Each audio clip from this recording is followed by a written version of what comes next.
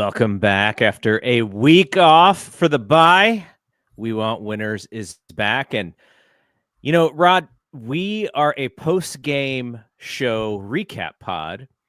And what I like to do is I kind of like to give it a little bit of a story. What's the summary? What's the takeaway of what we just watched? It doesn't mean this is the takeaway from the entire season. It doesn't mean this is the takeaway for the future, just this immediate game.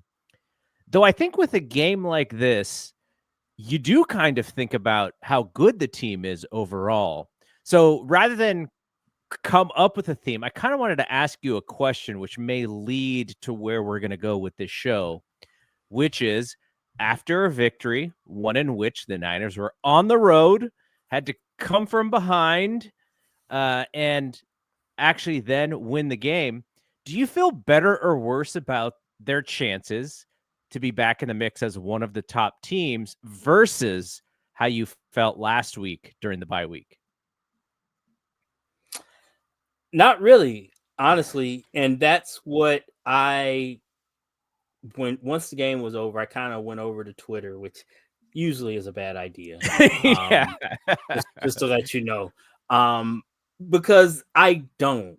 And I'm, I tend to be a pessimist on these type of things as if we go back all the way to the beginning, to the off season, where I thought that all of those signings were kind of meh and did not instill any confidence in me that we were going for, trying to make it to NOLA. So I have to, but I can always be wrong. So I'm looking to see how optimistic other fans are. And that's always a mixed bag. You really can't crowdsource that kind of thing. Because I think when you look at this win, and then if you just extrapolate that over looking back or looking forward, the opponent matters. Mm-hmm.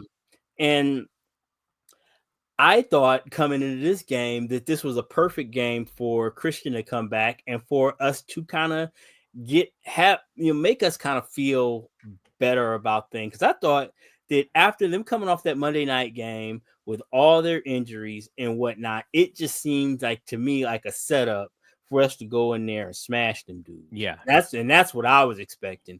I was expecting us to go in there and just, they're going into their bye. It just all set up to, they got this huge lead in their division. So they really didn't need this game.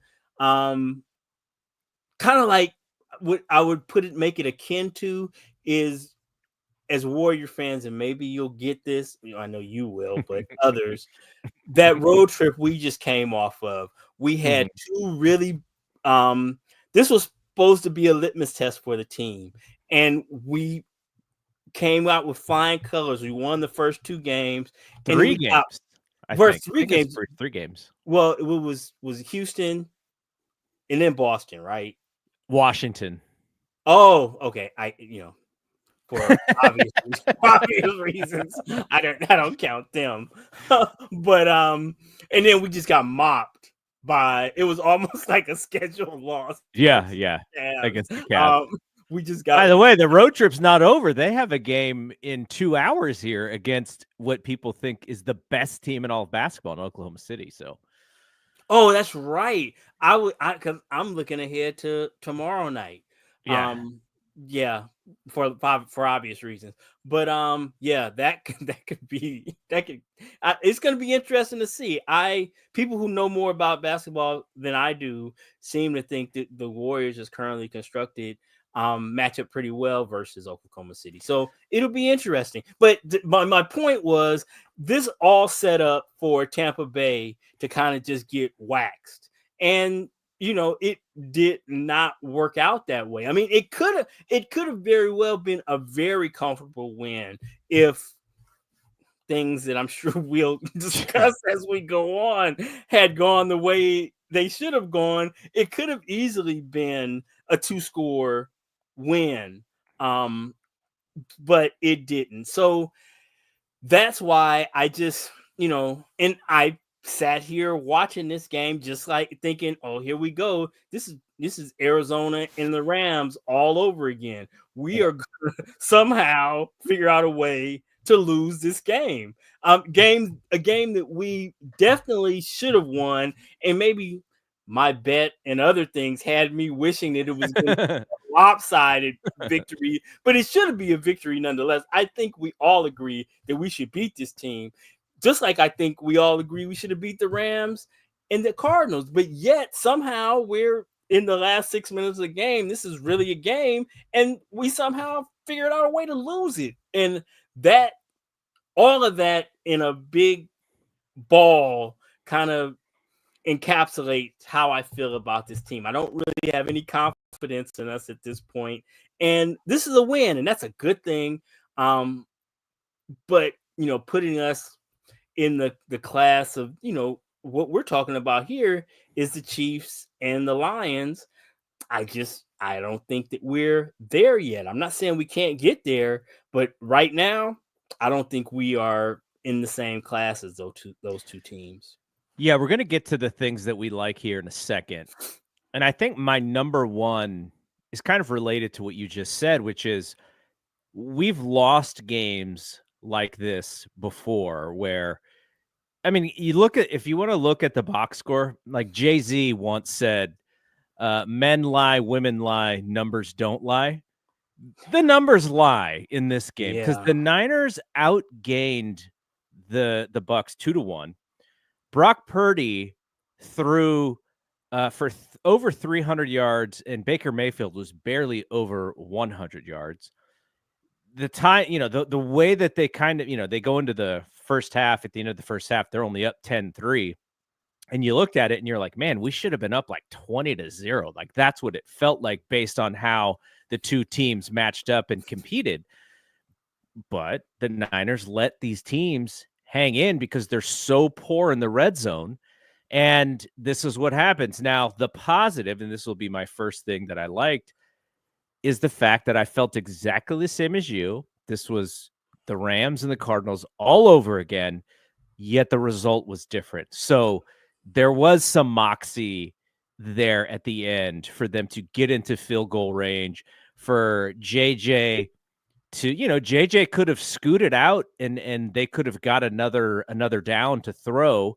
Instead, he cuts back and stays in bounds, knowing probably that, we're going to leave it in Moody's hands again. We need to give him the easiest shot at making this field goal. So he took the yards and then they spiked it with 3 seconds left. So this was going to be the game winner here or go to overtime. So I like the fact that they won this game.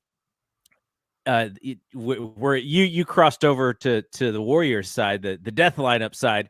I'll cross over to the Giants side, the Thompson and Clark side.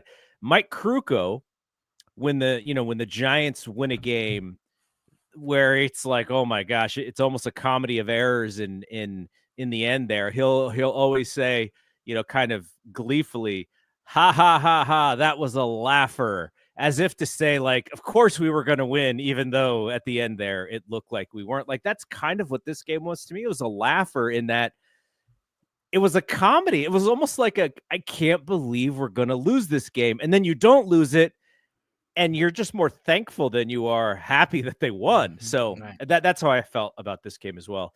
So that's my first thing that I liked, is that they actually did win this game. You think that they're not going to put it in Moody's hands again, but you knew it was going to come down to his ability to make a kick. That's just the way that these games work. And none of us had confidence. He didn't have any confidence because he almost missed it as well. And Shanahan in the post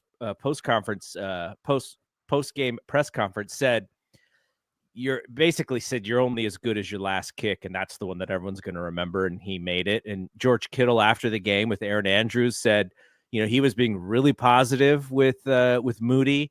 Not everybody was. Now Kittle is probably a little bit more of an optimist than we are. He has his personality. Debo is probably leaning a little bit closer to how we felt, right? Do your job. Yeah, and look, this is the same. We mentioned this the last time when Moody got hurt. Is Kyle compared kickers to contractors. And so if the head coach feels that way about the guy who they drafted very highly last year, the rest of the team, it kind of looks at it in that way too. So, but at the end of the day, they got the victory in a game where I think we all felt in our heart of hearts they were going to find a way to lose, and I'm just thankful that they didn't. Yeah, it is a relief, definitely, because I was not arguing, but disagree. I had a disagreement with somebody this morning about the fact of, he was saying something like they have to run the table.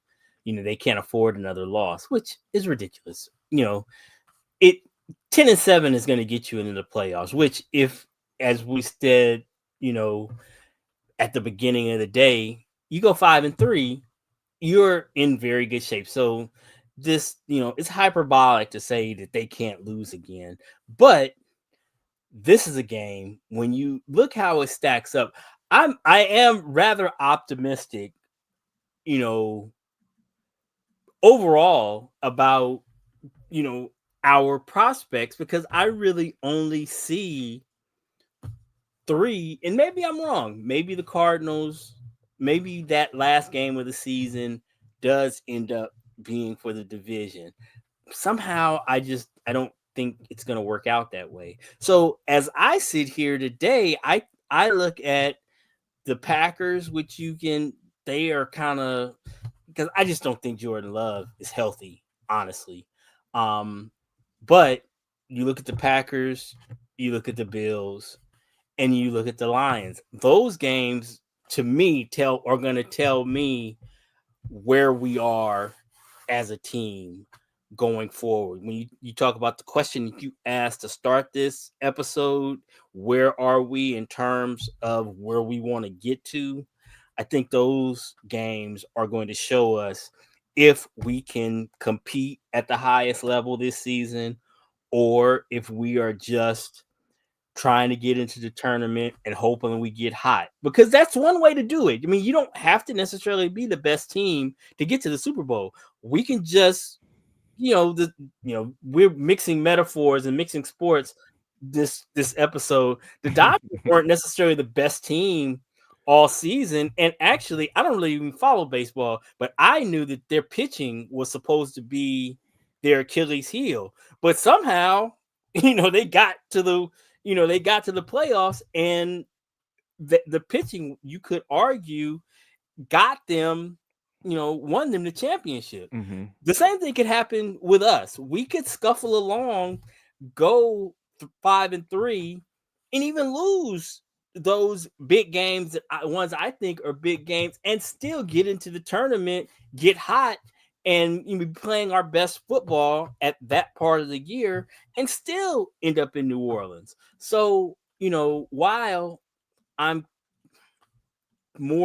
my glass is half empty than half full right now, even then, I don't know. I know that there is a lot of growth to be had. We've got players who can come back that can help us improve, and we can just get better. And where we are now doesn't necessarily write the story for how the story of this season is going to end.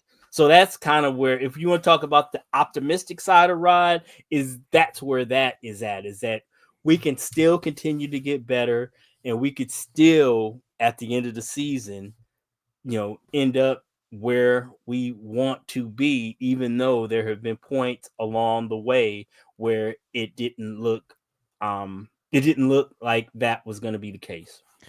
All right, what is something that was on your list as something you liked today? Brock, I really liked, I haven't been particularly impressed with his performance over the past, 2 or 3 games, but he looked, really good today. It was a very clean game. I mean, stats aside, that's something else that I'll get to that I liked. But if you look at our offense as a whole, and the numbers we put up were no matter how you slice them, were very good. Mm-hmm. But I think he played well. I'm not trying to denigrate his play, but it was tough sledding running the ball. And Kyle was like, cool, okay, that's fine. We'll just chuck it. And they did that. And Brock was able to do that. And he, despite some leaky pass blocking, was able to chuck it and not turn it over. I don't even really there were a couple passes that Brady pointed out were not very good throws that theoretically could have been, he missed a couple where Brady pointed out he missed them inside instead of outside. And if the player had been playing the ball rather than the man, they could have been turnovers. But other than that, there weren't any real turnover worthy. The one mistake was the near fumble. Well, that was really the only one. But can I what you brought absolutely. up That's it mm-hmm. with Brady is very interesting because I don't know how you feel listening to him. The last two times we've heard Brady, I have felt like he's almost not rooting for the comeback or for the other team, because I don't think he's thinking of it that way, but more along the lines of he's really hard on Brock versus not as hard on the other QB. And I wonder if some of it has something to do with the knowledge that we have that Brady wanted to be their quarterback before he retired.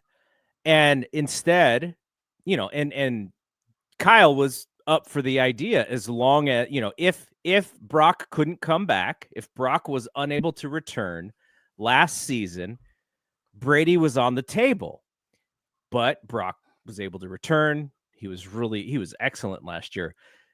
But I almost sense that Brady sort of is going, like, in his mind thinking like, oh man, if that was me, I would have made that throw or that read where Brock didn't.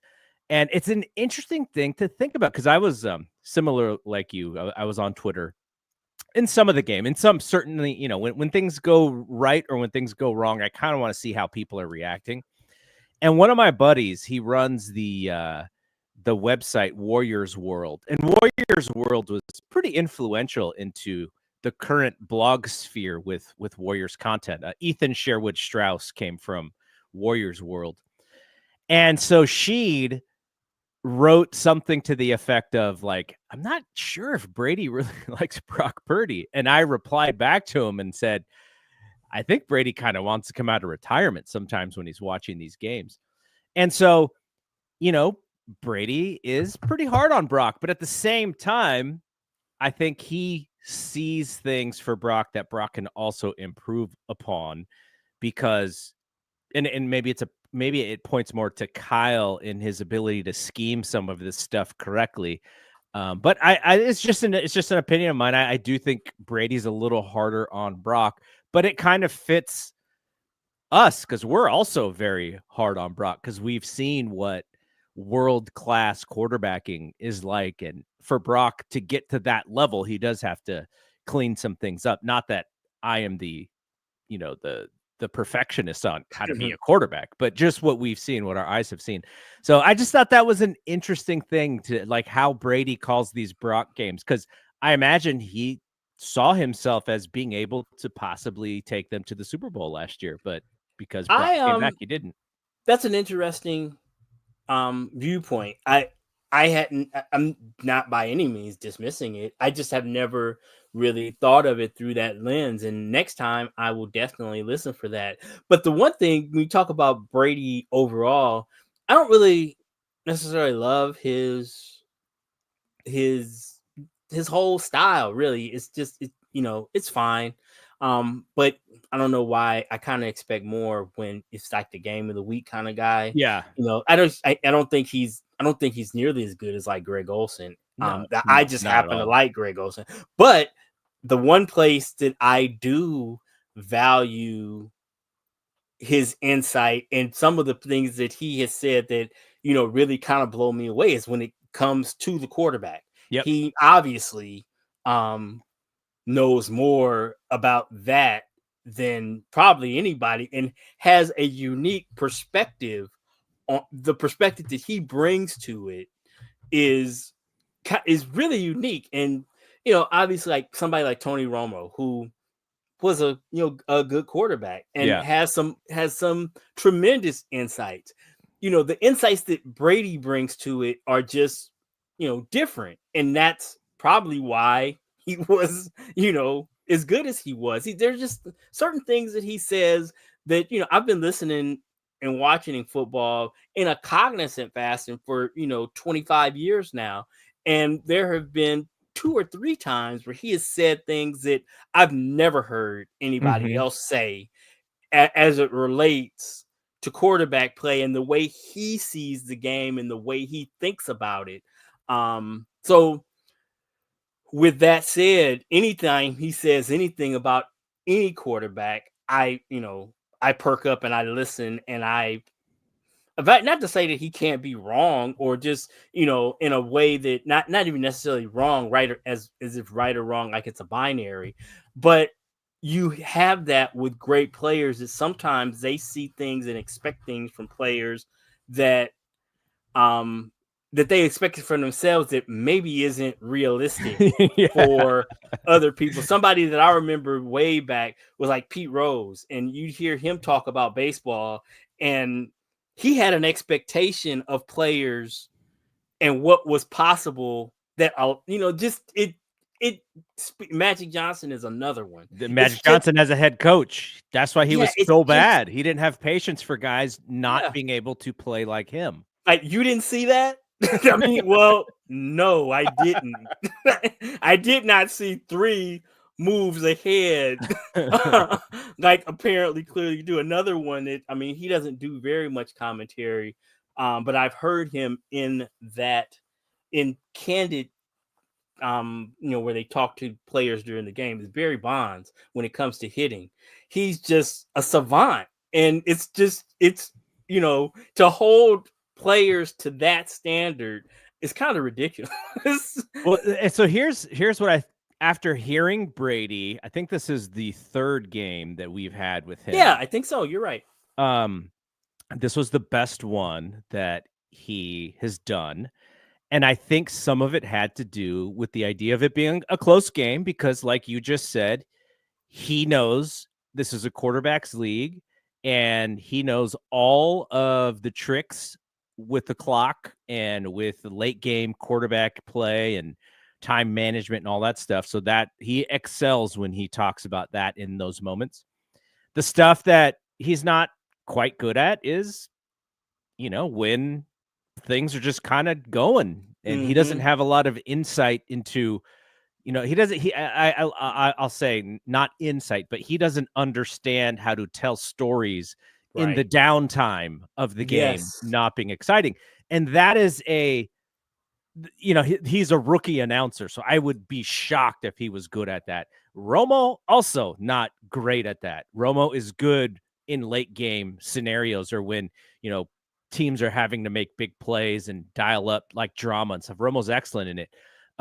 But nobody is John Madden in that scenario where he's creating content or he's making up stuff or he's got this knowledge of stories from the 70s that relate to something going on. Like that is what baseball radio guys are really good at, just weaving in and out old stories. So I liked Brady today the most out of having heard him, though Shelvin in the Discord made a point, and I was like thinking the exact same thing at the time that he said it, which is because Brady is so comfortable in these moments of a close game where the quarterback play is so important, he almost over talks because he's got to get out so many of these things and he doesn't really let the play happen. He's like speaking up right to the end. And there was one time in the game today where they were going to commercial, and usually when you go to commercial, you kind of create a little bit of a buffer to let the fans know, okay, we'll be back.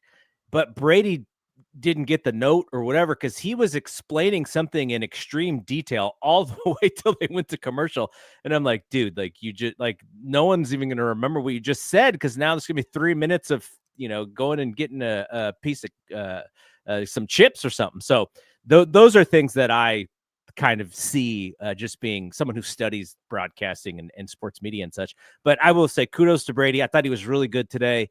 And I hope he gets better, because if he's going to be, I think he's in the Super Bowl. If we have a close game, I think he's going to be good. If we kind of have a crappy game, he may not be as good, but not too many people are. I'm sure he works at it, and he is better than the first time I saw him. And the only thing, if there was one criticism of him where I thought he'd be better, is how, like, again, going back to Romo, how savant he was early on. And I think we don't see as much of that because people don't want to be compared to him, in that his ability to pre-snap be able to tell us exactly what's going to happen, using his knowledge as a quarterback of what he's seeing, what the defense is giving them, and the keys that he's reading, that this is what's going to be open. And that was, I know for me, and I know it was more than just me, because that was all the talk, was how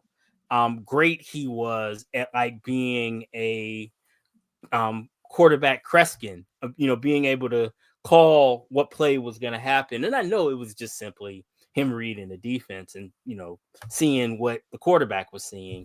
And, couple that with the fact that he had just, when he came into the league, when he came into the booth, he had just left the league. So he was, like, really dialed into what offenses and defenses were doing. So, and I kind of expected more of that from Brady, but again, he's been great with his quarterback insights, and I would expect for him to continue to get better, because he's definitely not bad now.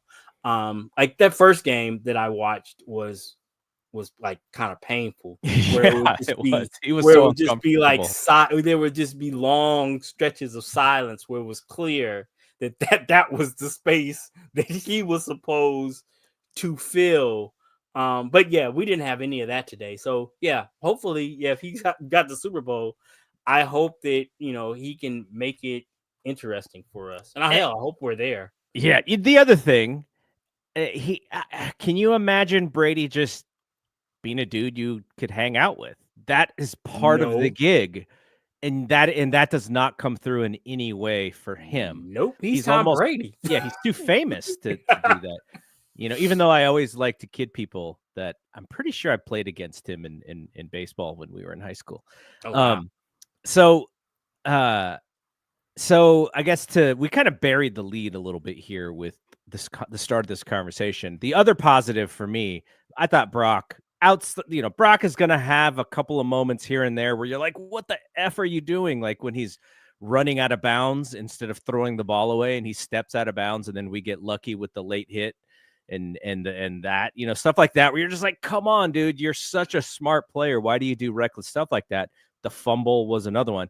But then, he throws that loopy pass to CMC where only guys who, play together can have that kind of rhythm. He finds the time to hit Kittle in the back of the end zone when the offensive line maybe has its best pass protection of all game, and he didn't trust it because he was about to run again. And he's like, oh no, there's like no pass rush here. But it was so clear to me that, when you talk about the difference between CMC and when like JP is in there, who JP played great, expectations aside, he was, he was leading the league in rushing at one point for long stretches of time. So it wasn't like I'm just, he was good, with some kind of asterisk. He was just good.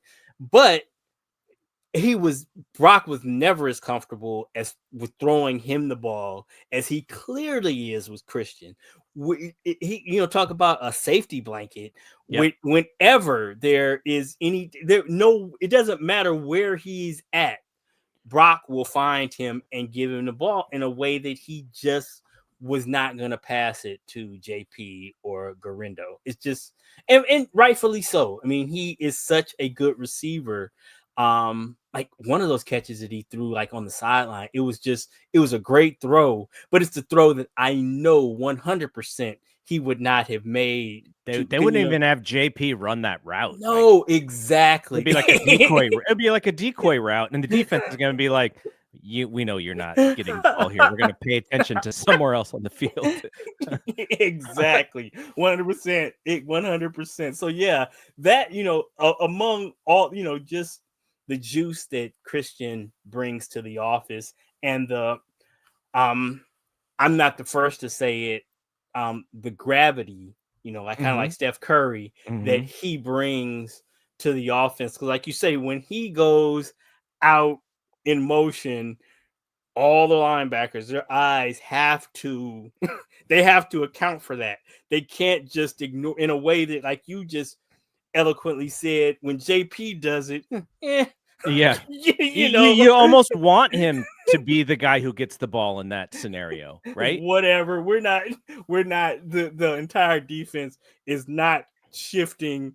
It's all of their eyes are not going out there to JP or Garindo the way they have to with Christian, because he's gonna, like you said, they're not throwing the ball to JP 30 yards downfield. They're just not doing it. So yeah, it's I don't know if we'll get to it, but it's still kind of troubling, the red zone issues. Oh, but that is got to be number one on our do not like list for today. So let's save that, because I just wanted to make one more thing about the CMC.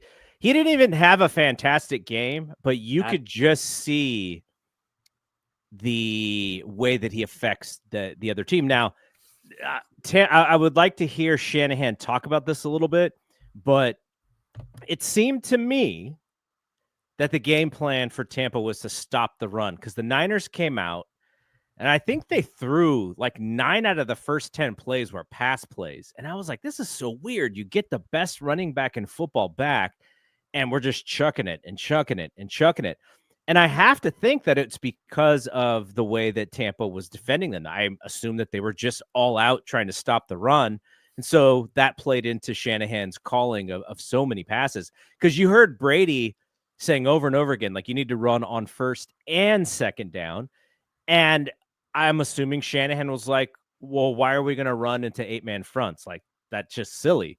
So but just having CMC there, what it does is it sets up the play action a lot better than other guys. And you're just more comfortable with him in the backfield, even when it comes to blocking, right there. Poor Garindo comes in one play.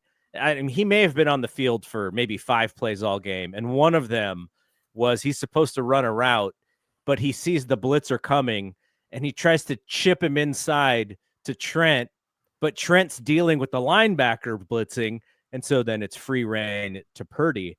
But you're just more comfortable in those moments where you're like, okay, I think I'm just comfortable that Christian's going to do the right thing, rather than these 2 young players who may not be doing the right thing. Was there anything else on your positive list? Yeah, well, I got a couple, but the one I'll go with my second one, which was Pearsall. Yeah. And his I guess we call it, I mean, is it a breakout game? Question mark. I mean, he scored a touchdown, which if he doesn't score that touchdown, they may have been stifled until George's touchdown, because they were just going, 5 yards here, 5 yards there, third down, and then punt. But he went 4 for 73, 46-yard touchdown. He made a clutch catch, a couple of clutch catches late when they needed, when they needed the guy to kind of go sit in the slot on that one and just catch it and get down. And then the other one was near the sideline as they were making that last comeback drive. The problem with Pearsall, this is not to compare him to JJ, because they're completely different players, but I think they're going to have some of the same issues. It's just their inability to break open in some cases, because they don't have top level speed. He should you watch him and you're like, he should be a little shiftier than he feels. He should be a little more scat backy than he feels. And he almost even on that breakaway touchdown, I was watching, I was like, okay, he had to slow down to speed up at the end because he did not trust his speed to get to the pylon without a juke. And I was like, that's tough, because he's the one who's at full speed running. I'll be interested in the ways that they utilize him because the lack of speed is a little glaring to me. But then again, you have someone with world-class speed like Cowing, and he can't even get on the field. So there's also something to say about that. Well, the thing that I think is going to be tough for him is that now with Ayuk going out, Jennings now having to be the X, he's going to kind of be Jennings, and just the things that Jennings gave us beyond being able to catch the ball, like in the passing game and in, being third and Juwan.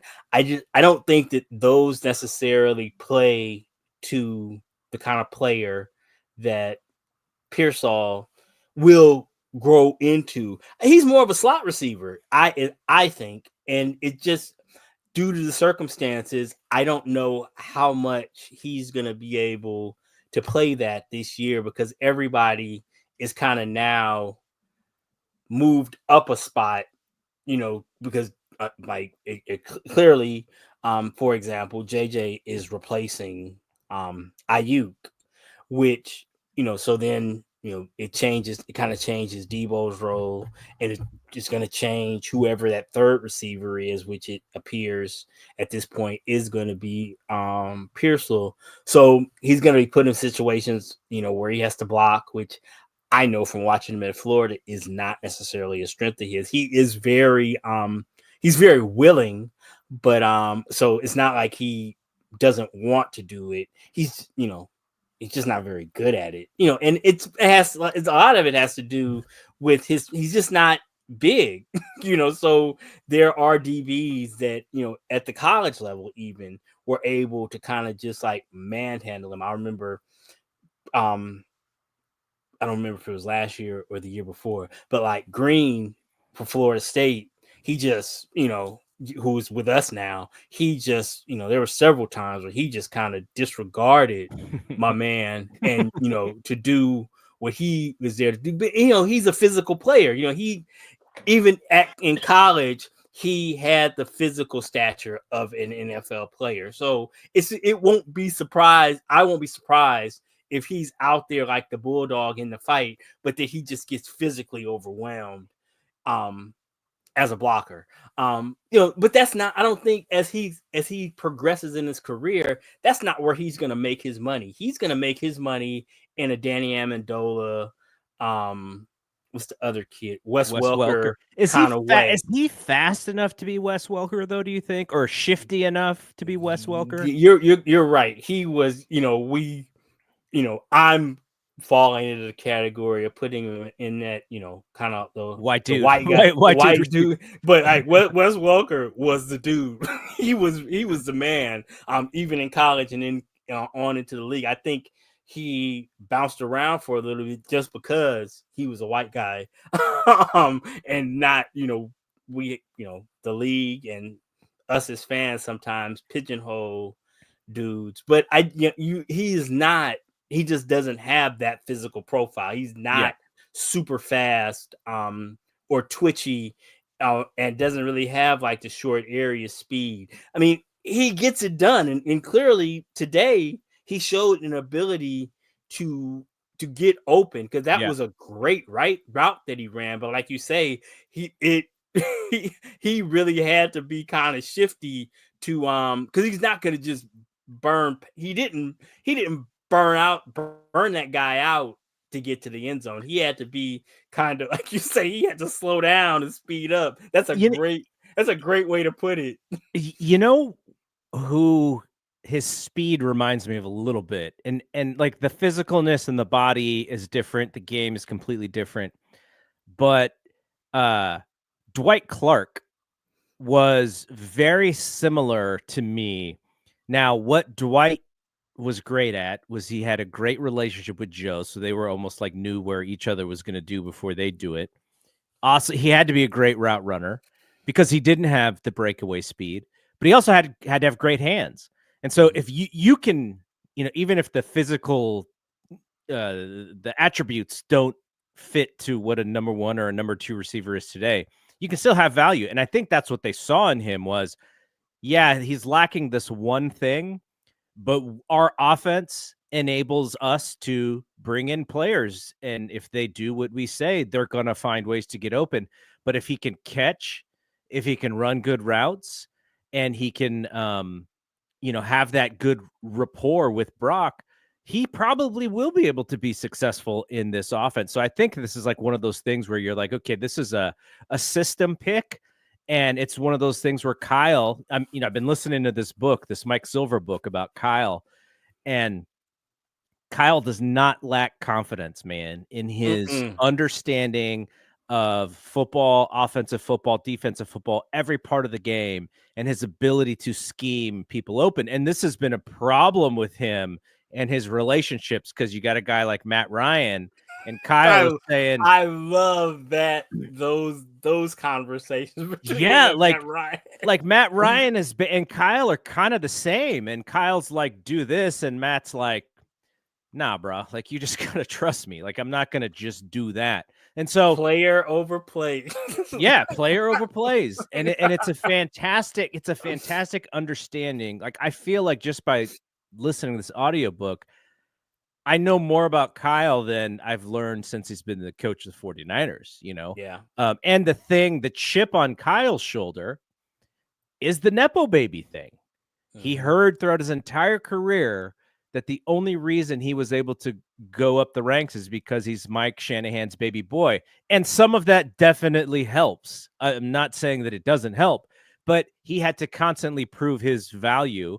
And he also had to take some risks because, the industry rule number 4080, the NFL version, some organizations are a little shady, and he had to kind of be able to maneuver his way out of bad situations in order to get the places that he that he could succeed at. And that's how he kind of was able to get out of Cleveland after the Johnny Manziel thing. So this is not really about Kyle, but essentially I think Kyle has a lot of confidence in his ability to see somebody like Ricky and to go, okay, Ricky may not have this, but he has this. And in our offense, this works. So I'm hopeful. And hopefully, by the end of the season, maybe they're comfortable putting Ricky out in some of the IU spaces and putting JJ back, in the slot, and not starting the game, but in some scenarios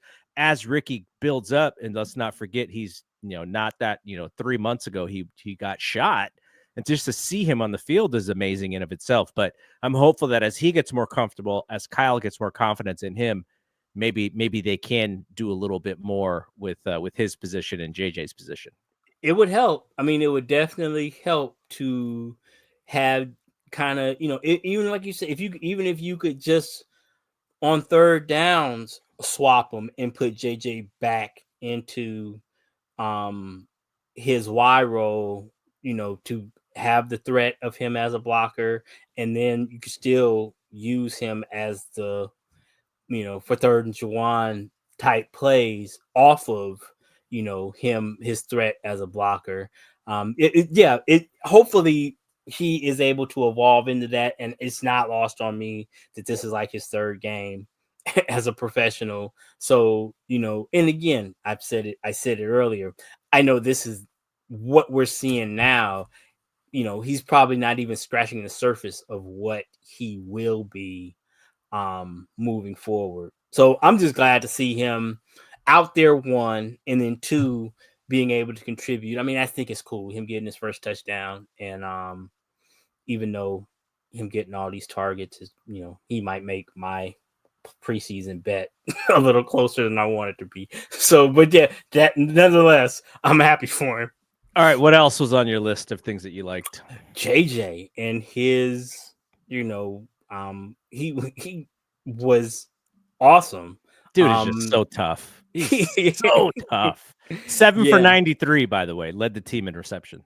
Yeah. And he just catches the ball and is, clearly, I don't know if it is just where he ends up running his routes and it just kind of syncs up with where Brock is comfortable throwing the ball, but he is definitely, he had 11 targets. So he is operating in a space where Brock is comfortable throwing the ball. And so is a safety valve in a different way than Christian is. So it was just, it's great to see. And then one more thing for me, and then I'll let you, if you've got another one, then we can go to, I'm not co-producing the show, but the other thing was Shanahan. He gets a lot of shit, excuse my language, for his play calling, but clearly I noticed what you noticed is that he leaned heavily early on the pass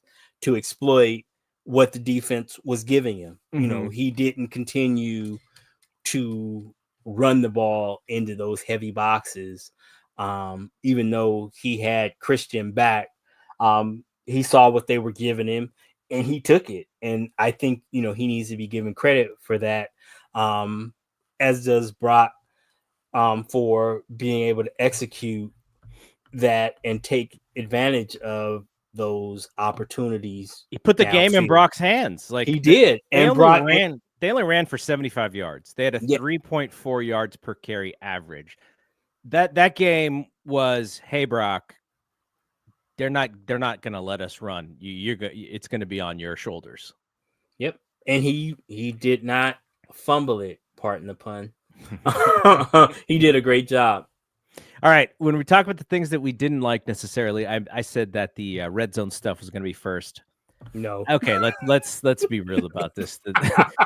The thing is definitely Moody.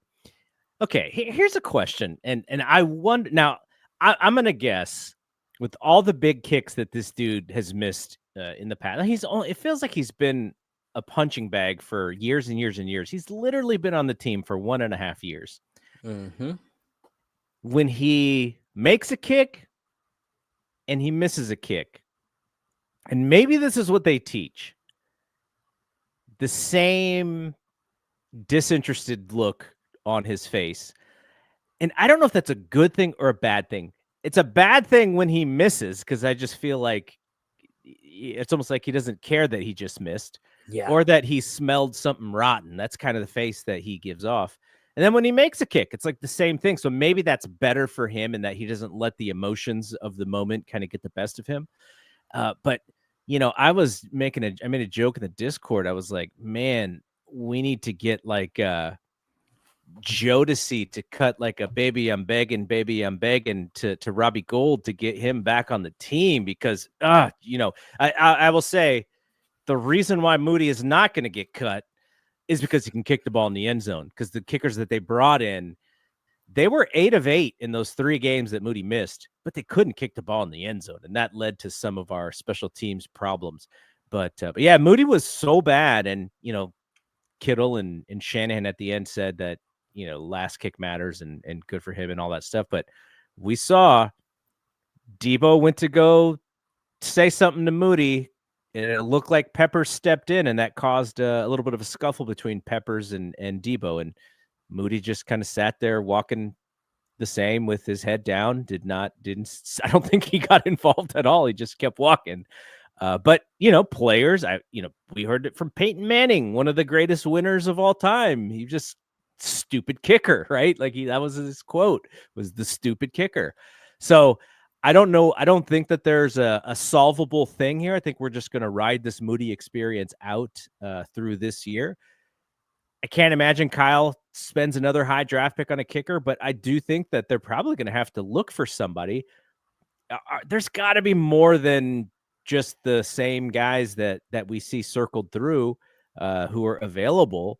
But I don't know. There's just you see some teams who've got the kicker thing figured out, and then teams like ours who don't seem to care, and we don't have the kicker thing figured out. So I don't even know what to think about that. .500, great in baseball. 3 for 6 as a kicker, not so much.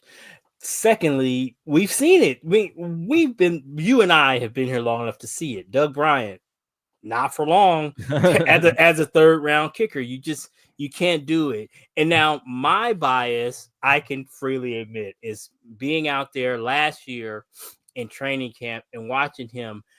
The dude just seems so disinterested. You see Mitch out there and he's, grinding and working hard. Hell, you see Juice out there kicking field goals and kicking punts. And, that dude is just amazing. He did that was one of the most impressive things about training camp is that dude was everywhere. Juice was everywhere. He was, long snapping and catching punts and kicking field goals. But Moody just kind of, I forget who it was that was with us last year. I want to say it was like Blake Gonzalez or something like that. He was out there and he would be out there grinding and kicking. And Moody's leg was super impressive, but he just didn't seem to he'd like just kind of hang around and he'd kick one or two and then he just kind of hang out and watch Mitch. His just whole body language was just kind of off to me. But anyway, and that's what I see during the games. I sort of see the same thing. But again, I don't know if that's how they want him to be, or if they want him to be more fiery, or if he's more fiery, then the players make fun of him for being more fiery. I don't know. Yeah, it's kind of a weird thing, like you say. So yeah, it's gonna be interesting to see how it plays out. Is it because it's just, he clearly is a weapon with the kickoff. There's no question about that. But we are in an era now where like 50-yarders are supposed to be, automatic. It just, if you watch the NFL, other than just the 49ers, if you just, watch Red Zone or whatever, it's to the point now where 50-yarders are like nothing. It's like when they get out to like 58, 59, and 60 is like when there is like an excitement. You're supposed to make 50-yarders at a really high clip because that's just where we're at. And for somebody who has a big leg, it's disappointing, but again, it's not like it's unprecedented that it takes kickers a while to get it. He would not be the first rookie kicker or second year, young kicker to flame out somewhere, then go back to the lab and then sign somewhere else and then be there for 10 years. I mean, that would not be, unprecedented. So obviously as a Niner fan, we'd hope for him to get it figured out here, and to not take him a bunch of failure to figure it out. But yeah, it's concerning because we clearly 9 games into this season, it's not like we're going to be, those kicks aren't important. Now, it didn't end up hurting us today, but we could have lost because of those kicks. I mean, it's not probably should have lost if Tampa, can do a little bit better of blocking for Mayfield late in that game. Oh my God. We could have lost that game easily. Shout out to Baker Mayfield. I don't know if he's always been this good and just not gotten the opportunity, or if he has kind of got his stuff together, but he didn't have great numbers, but he doesn't have any receivers right now. Team, they did. I was just gonna say they didn't do him any favors. My God, there were several throws that he made that were like right on the money that those dudes just flat out dropped. But like, I mean, they wwere talking about it. Brady was talking about it. It was the tight end Cotton was essentially Cade what is his name? Otten. Yeah. That was Cade it. Otten. That was like his top guy. That was the most trustworthy guy they had. The Cade had 5 for 35, and Rashad White had 6 for 39, and those were the top guys. And Rashad White is a running back. Yeah. So his receivers are literally a bunch of those dudes are just like rookies or off the street free agents. I think four receptions by wide receivers for Tampa. That was it. No Evans, no Godwin, no McMillan is their, with their high draft pick. I know he just came back this week, but I don't remember hearing his name much. So yeah, he was doing it with like nobody. So yeah, I like to see, the comeback story. So it's good. Yeah. He was like the butt of a lot of jokes, and rightfully so, because at a certain point he was kind of an ass. And maybe he still is an ass, but he's a lot more productive. He's been a lot more productive the past 2 years than he's clearly talented. You could see why he was drafted high and why he won the Heisman. He's a talented guy, and I like to see like him and Juno. I like to see it come together for those guys. We've seen him the last 2 years, and in both games, watching Baker, I thought if we leave too much meat on the bone, he's going to come back and kick us in the butt for it. And thankfully, last year's game, he kind of got close at the end too, if I remember correctly. Yeah. So, that play versus Bosa was awesome. I don't know what the explanation for it is. Did Bosa just like not want to get a roughing or something? Because he just he just had his arm out and he's just like pulling his arm, and I'm like, you could like kind of sit back on it, but is he worried about pulling the shoulder out of the socket or something? That was crazy. And then he had a couple more where he, kept the play alive. So it was just good.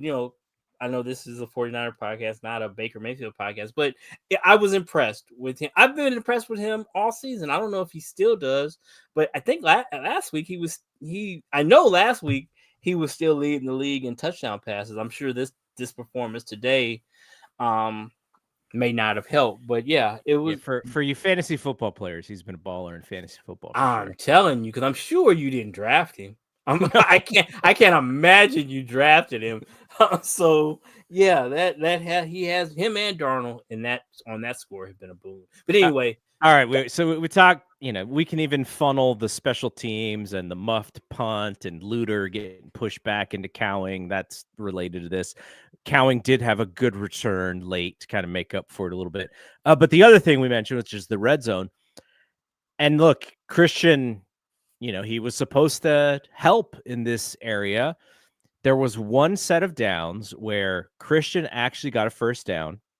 So they were first and goal. They took him out, and it was Guerrero up the middle for 0 yards. And then it was the play that I'd mentioned. Guerrero kind of going out for a pass, but trying to chip the safety or whomever was blitzing. And then Brock getting sacked, and then you bring Christian in, and then they threw a screen pass to Debo on 3rd and goal, and then they kicked a field goal or whatever. So Christian should help in this scenario. But if it wasn't for that Kittle play in the back of the end zone, they'd have been 0 for in the red zone again today, which is not good because they are, if you're missing the field goals, and so those touchdowns turn into field goals, those lack of red zone touchdowns are turning into 0 points. Like, this is a problem that they need to solve before I think people will treat them as a serious football team. Yeah, you have to. There's another great point about that Brady made, is that part of the problem with our, that kind of funnels into my thing that I don't like. I'm going to combine the two into one. The stall running game, which we gave Kyle credit for passing to get out of that. But part of that is the fact that our run blocking was not up to par. And, Brady did a good job of explaining that, when they're bringing, that extra man in there, it is the receiver's responsibility to get in there and, get that. However you have to do it, you have to root that safety out of there. Mm-hmm. You have to make those blocks. And we just couldn't clear a space. We couldn't get guys on the linebackers. We couldn't get our backs on the linebackers. Our offensive linemen weren't rooting out those guys up front. And then when you couple that with the fact that, Brock, we saw, was it 3 sacks? And then, Yes. he was, just kind of constantly under pressure. It's just those are the things I didn't like, is that even with Christian coming back, he's gonna he's gonna make runs on his own, but those guys have to do a better job up front. And they've done it in spurts. There have been times when JP was back there that particularly, and I guess they really have, Banks has kind of been trick or treat, but we've always been able to count on Trent over there. It's those other guys, and Pooney, statistically looks very good, especially in the pass game, but our run numbers on that side are still not up to par. So you can tell me he hasn't given up a sack, which, okay, McKivitz, coming into the day had only given up 1. So, sacks are not a metric, or not a complete metric of pass protection efficiency. Let's be real about that. But they just have to play better, is what I'm saying. And we struggle today doing that, and we were able to patch things up and patch it together. But again, I am just, from going back and watching all 22, it's just, I think Kyle often gets, the blame for things that, when execution is the problem. I just think at the NFL level, very rarely is it, that the coordinator makes a great call, makes a call, everybody does their job, and it just doesn't work. And it just often, most of the time. Well, Twitter tells me that the problem with the special teams is Brian Schneider. That's what Twitter is telling me. Well, but I remember when he came here with a sterling reputation. And I think that even that, Kyle has talked about that, as how the injuries affect the special teams, the injuries to the linebackers and the DBs. Those are the guys who are our special teams guys. And when you take away that depth and you're just putting, you kind of replace those guys with other guys, or you replace them with guys who just ordinarily would not be out there. Those are the kind of problems you have. And those guys just have to be better. Point blank. For us to be better, they have to be better. So even in that, again, I don't know a whole hell of a lot about special teams. But I know that just in football in general, players, kind of like Matt Ryan said, it's players over plays. The players have to go no matter what scheme Brian Schneider implements, the 11 guys on the field have to do their job. And if they don't do their job, it don't matter what scheme he throws out there. He doesn't have a scheme that's going to be successful when 8 of the 11 guys do their job. Everybody has to do their job. And I just think so many times there are glaring situations where the guys just don't do their job, and that can't be. Now, you can talk about the coach, and then you shouldn't have those guys out there. But with a 65-man roster, you're just going to have guys out there sometimes that probably shouldn't be out there. That's just the nature of it. The other thing that's going to help this offensive line is, I don't know this, but I'm assuming Kyle did not want to run Christian 25 times today. Like, it just seems like that would be silly to do that.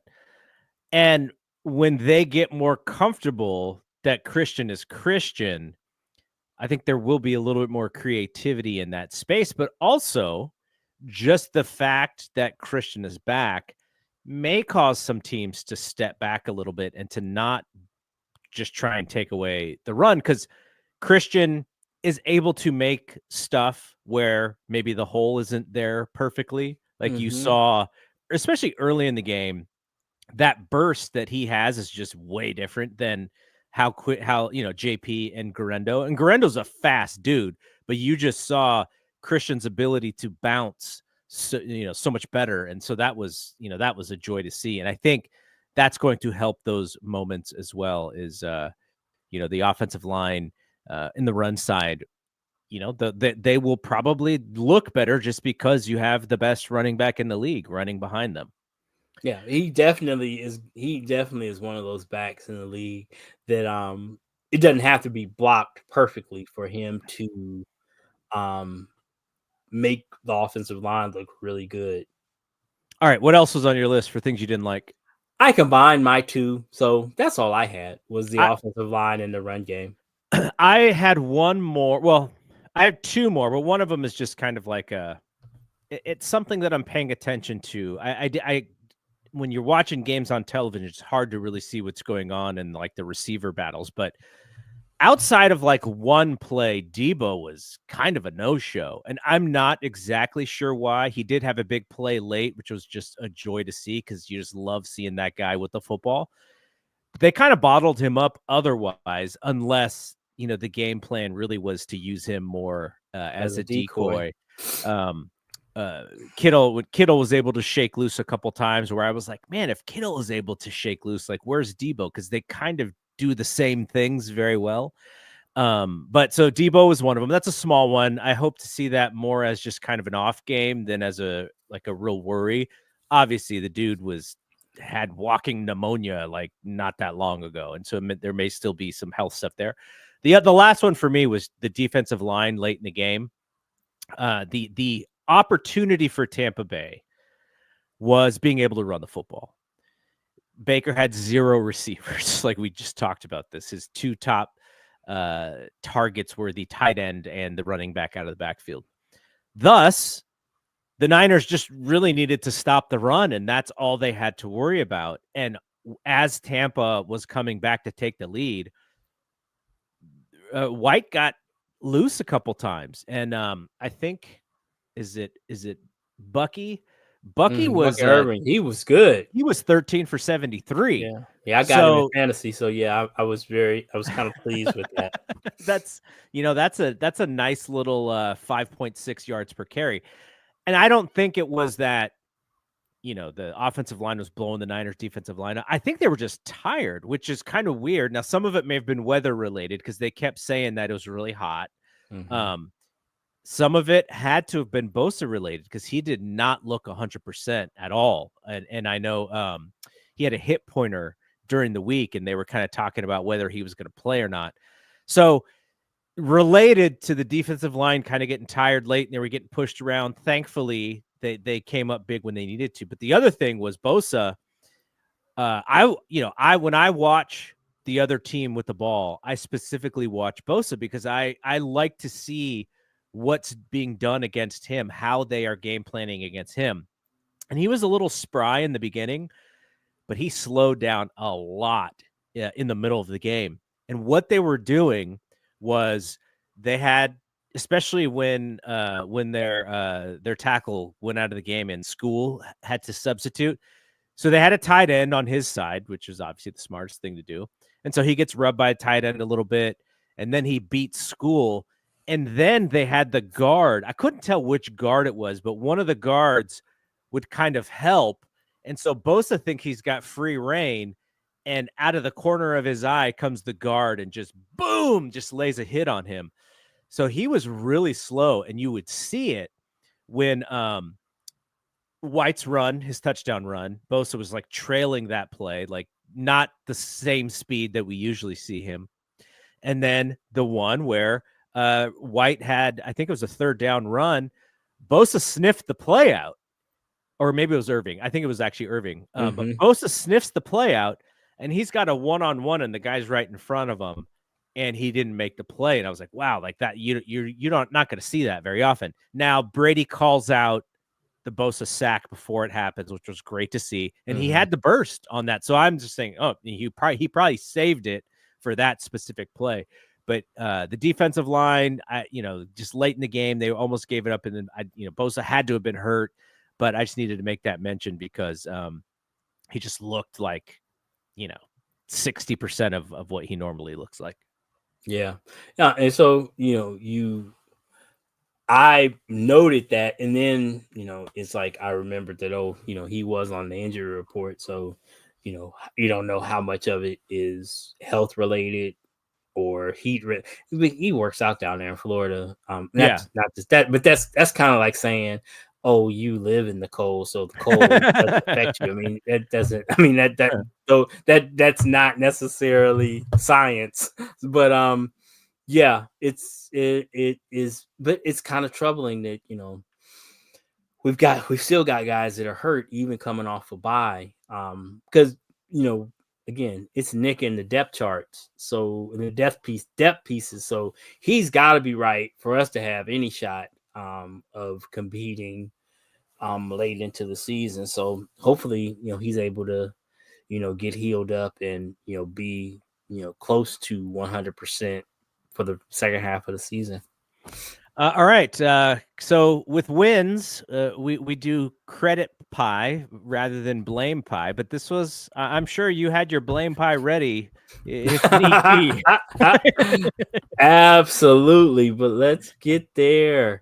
It is. I skipped ahead to our player of the game, but credit pie. I gave 40% to Brock because he was just awesome, and 35% to the defense. They came up with stops when needed, especially down the stretch, because it was looking kind of rough there. And then, as we also talked about during the episode, Kyle and his adjustment of the game plan to lean more on the pass than the run when we were not getting it done there. So that's my blame pie. All right. Now, who is your Or credit pie? Excuse me. Yeah, your credit pie. All right. Let me make sure I have the clip. All right, hang on. I want winners. I want people that want to win. All right. Who's your Coach Singh player of the game? Brock Purdy for the first time. His first one. Yeah. Yeah. He made some huge plays, big plays. And then was just, the stats jump off the page. 353, 2 tutties, passer rating of 119.3, for whatever that's worth. But yeah, he was clearly my player of the game. A distant JJ was like a distant runner-up, and then just from a narrative standpoint, Pearsall, or however it's pronounced, Pretty Ricky, would have been just from a narrative standpoint. I don't think his play necessarily warranted being player of the game, but it's a great story. Just from a defensive standpoint, Fred had 9 tackles as per usual. There was a couple plays where he was a little bit behind late, and I was just assumed that dude was just tired as well. I had mentioned this. So Nick had 1 sack, 4 tackles, 1 tackle for loss, and then 1 QB hit. And I had made this mention in the Discord, like I wanted to get the milk carton for Leonard Floyd. I was like, where is this guy? God. I didn't even see this guy, but I guess he did have 1 pass defended and 1 tackle. Or no, is that what it was? Yeah, one pass defended and then 1 solo tackle. So Leonard Floyd was actually on the field. We need that probably needs to be a segment. Where's Leonard?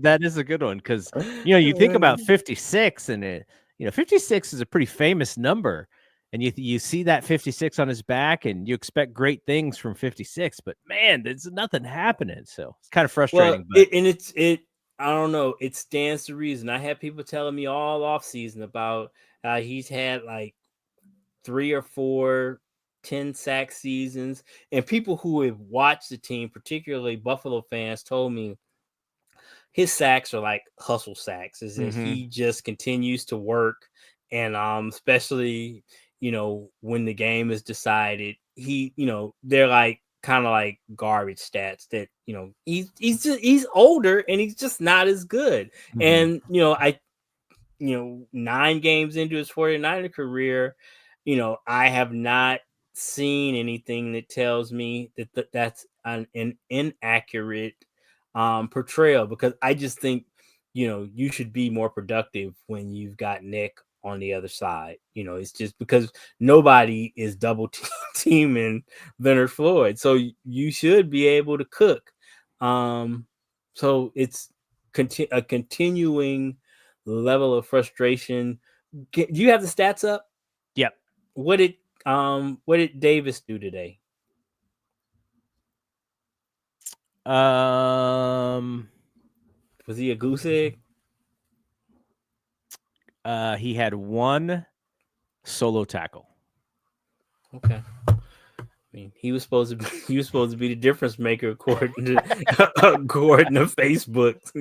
We got the steal of the century is what I was being told. Is per PFF, he needed more playing time because he was cooking in the last 3 games. So hopefully that'll come to pass once he gets comfortable in the defense. But yeah, they're still going to be nicking the depth pieces until somebody steps up and proves me otherwise. So I mean, they're gonna have to continue to take shots in the draft, which is what it's going to be, because we'll tackle this subject when we get there next year. But when they sign Brock to that contract, it's going to be the Leonard Floyd shots, or draft picks, and they're going to have to figure out how to find somebody, because not that they're wasting Nick's prime or anything, but it would be nice to take advantage of it a little bit more than they've been able to these last couple of years. Yeah, I mean, and that was my overall argument about when people were talking about all of these, aside from the ridiculous trades, like we're not trading for Max Crosby or Myles Garrett. Fuck out of here. That's crazy. But with that Brock contract, because they're gonna have to but fill up a roster with draft picks. But if exactly, that was my point, is what you need is as many bites at that, because let's be real about it. The draft is much more luck than science, and what you need is just a bunch of bites at the apple. And I just didn't believe that for a replacement level player like Devin Gauchow or who was the other one, Jadeveon Clowney, that it was worth trading bites at the apple for even a replacement level player on a cheap contract for 8 games. I personally don't think this team is good enough to do that. The time, if you really felt a way about addressing the defensive line or the secondary or the offensive line, the time to do that was back in February and March, when you could have just done it with money and not with the future. So we didn't, and now you just kind of have to live with it. So yeah, Davis, okay, you tell me that they gave a 7th round pick 2 years from now, which that's a lottery ticket. So that's fine. But I would not have wanted to, I wouldn't want to do the deal, for example, that Detroit did for Zadarius Smith, where they gave up like a 5th and a 6th next year. We need those picks, really.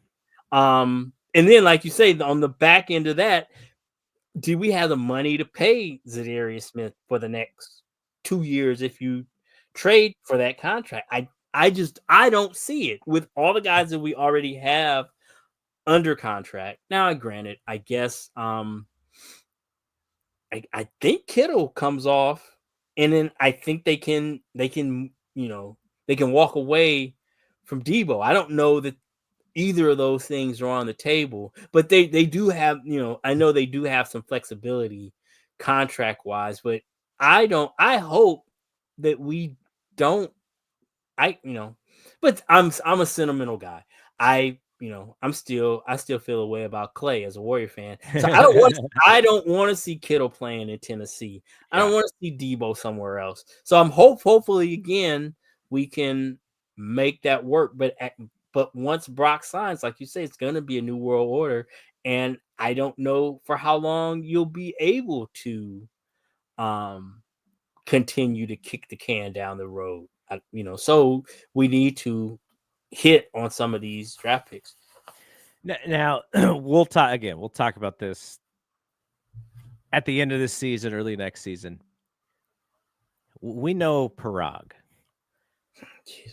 Do you think they're going to try and nickel and dime Brock and, play this thing into an uncomfortable position for fans and for Brock of, this contract and everything? Like, we know what Dak got, and now Dak's not even playing. Dak's done for the season, but that's the ceiling, and that's the contract you got to beat now. Brock has been to a Super Bowl, 2 NFC championship games. Who you want, Brock versus Dak, whatever. Like this is not even the argument, but like what the resume says for Brock is that he should be equal or better than Dak, especially where the market goes. But the Niners aren't great at this stuff, especially from the PR standpoint. It feels like a nickel and dimey situation is about to come, but I'm not exactly sure if they'll mess with the quarterback situation like that.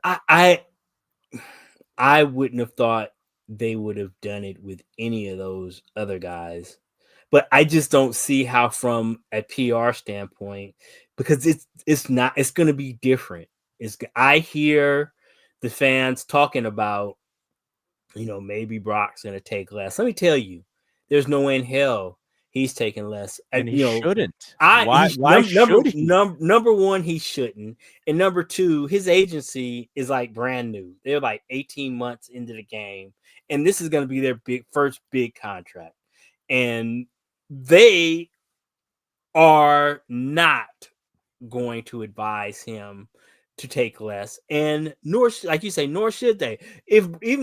I remember when Nick was saying he wasn't worried about being the highest paid defensive player. That's great, because that's not his job to worry about. It's his agent's job to worry about getting him that contract, and he got him every penny. So I just don't see it happening. And like you talk about a PR nightmare in the way that this fan base turns on the diva receiver or even Nick for wanting to get his money. I have a hard time seeing them, turning on the golden boy for them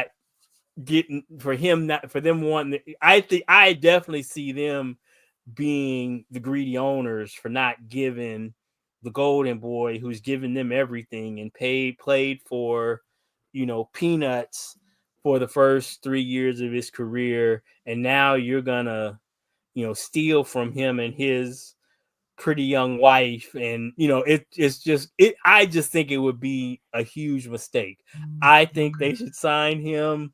I think they should sign him as soon as they can, which is after the regular season. I think they should sign him before the playoffs. They should give him his money, because from a market standpoint, he's earned it. And just from a marketing standpoint, he is box office. Yeah. Brock Purdy is what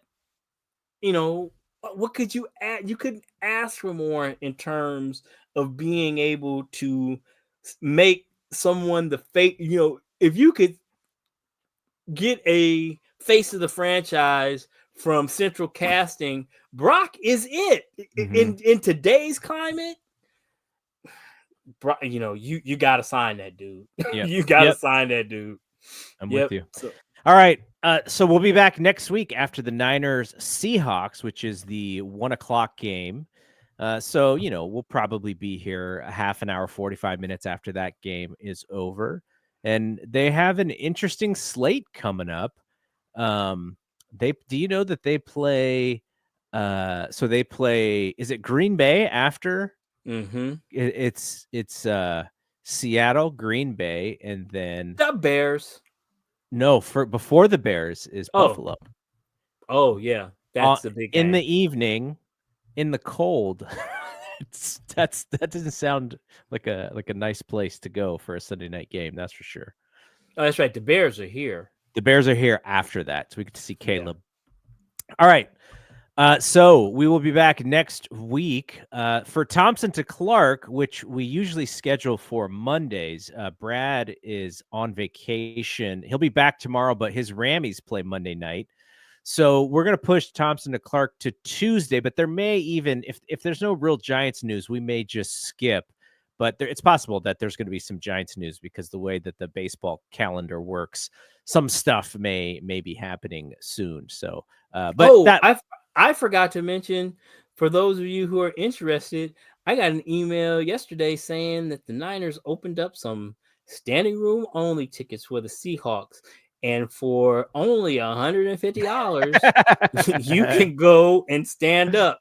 So, I mean, I won't see you there, but if that's something you're interested in, have fun. Yeah, and speaking of kind of how that works and Brock's new contract, they're raising tickets again next year, people, because they got to pay Brock. All right. Well, Rod and I, we'll be back next week. So for Rod, I'm Double G. We will see you when we see you. Peace out.